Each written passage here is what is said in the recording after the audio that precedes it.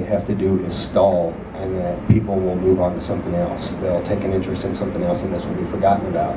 And I mean, we're talking about politicians. People think that, you know, people like judges and prosecutors and attorney generals, that they gain these positions of power because they're somehow or another moral or have earned them in some way. And the truth of the matter is, they're politicians, just like senators, just like congressmen, and they do the same thing that other politicians do. They lie, they manipulate facts, they do everything they can to make it look like they've never made a mistake.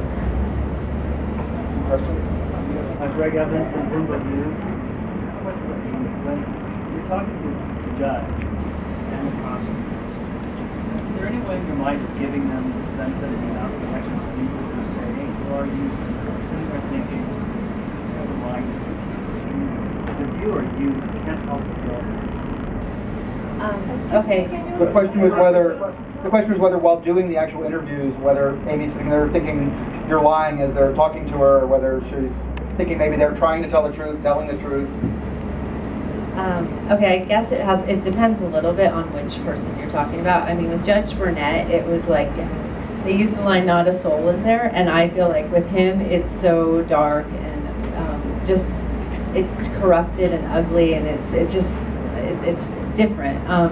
I feel like they do believe in whatever their truth is, but it's just different. I mean, Scott Ellington clearly, you know, doing a business deal. He was so honest about that with me. He just was making a deal, and it was going to cost a lot of money. He had an election coming up, and he had to, you know, protect his next race. But definitely, I felt there was torture in Judge Fogelman, John Fogelman. Just, he calls me all the time, and I've had like numerous discussions and meetings with him, and felt that he's wrestling with something. And, you know, he says things to me like, well, my wife would leave me if I, you know, talked about that with you, and I mean, things like that. But I feel like there's something in there. Yes, people talk